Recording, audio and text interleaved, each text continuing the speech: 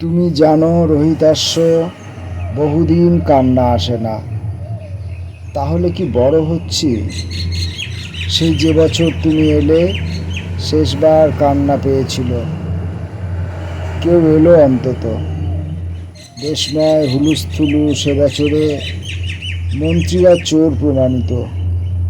সে সময় তুমি এলে, তোমার কেশর ঘন তাম্রবর্ণ, তীব্রগন্ধি দেহ।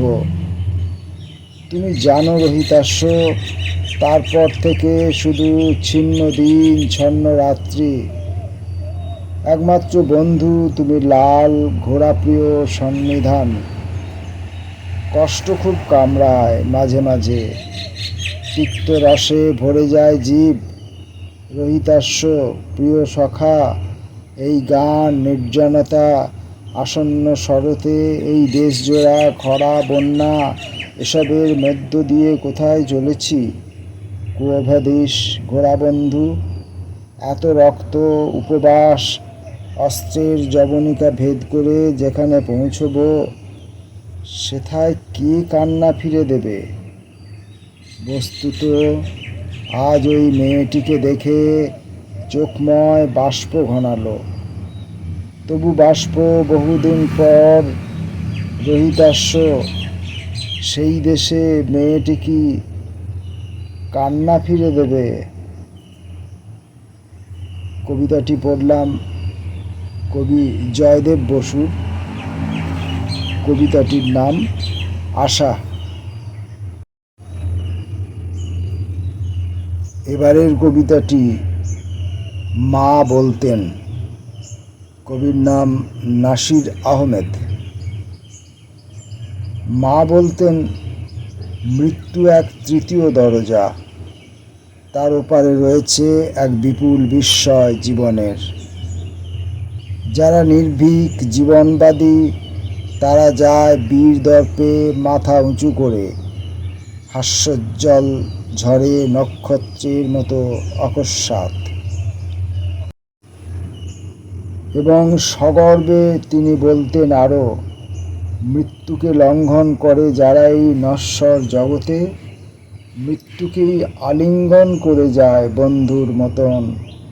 তারা পারে ছিঁড়ে আনতে অতল দিঘির সেই লাল পদ্ম, আর দৈত্যের পাহারা থেকে জীবনের প্রিয়তম ফুল স্বাধীনতা।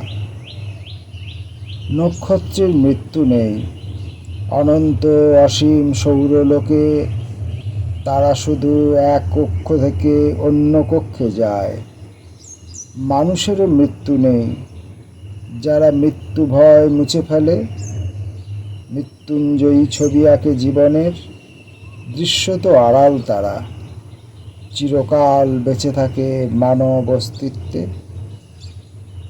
তবে কি আমার মাও ওই দূর দিগন্তে নক্ষত্র? 20 শতকীয় কালো চিতার থাবার মুখে সন্ত্রস্ত সন্তান তার মৃত্যু ভয়ে কতটুকু সমর্পিত? অন্ধকারের কাছে তাই দেখে দেখে দীর্ঘশ্বাসে আষাঢ়ের আকাশ কাঁপান।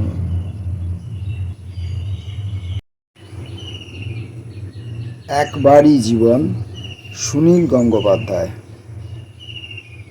দুই হাতে মৃত্যু নিয়ে ছেলে খেলা করার বিলাস প্রথম যৌবনে ছিল। ভাবতাম নদীর আকাশে লঘু মাছরাঙা পাখির মতন, মৃত্যুর দুই ধার ঘেঁষে ছুটোছুটি জীবনকে রূপরস দেয়। বারবার আমি কি যাইনি সেই মৃত্যুমুখী দক্ষিণের ঘরে? বাঁধের কিনার থেকে গড়ানো বন্ধুর হাত ধরে থাকা আন্তরিক মুঠি জমদণ্ড দেখেছিল। যৌবনে এসবই খেলা। যখন মানুষ মরে, একবারই জীবনে মরে, তারপর আর কোনো খেলা নেই, আর কোনো অস্পষ্টতা, নদীর কিনারে বসে থাকা নেই। হঠাৎ বিমান থেকে বাচাল মেশিন গান ফুরে যায় দেহ। এখন যা শকুন ও কুকুরের ভোগ্য। আর কোনো খেলা নেই। কবি শঙ্খ ঘোষের কবিতা সেই যে বসন্ত দিন। আরও একটা দিন এভাবে গড়িয়ে যায় পাহাড়ের পিছনে, আর আমরা নিঃশব্দে বসে থাকি। নিচের গাঁয়ের থেকে উঠে আসছে কোনো হল্লার রেশ। আমরা ওর মুখে চাই, বলি এটাই কি ঠিক? ঠিক এটা। এইভাবে আরও কিছু সময় কাটানো যাক ভেবে।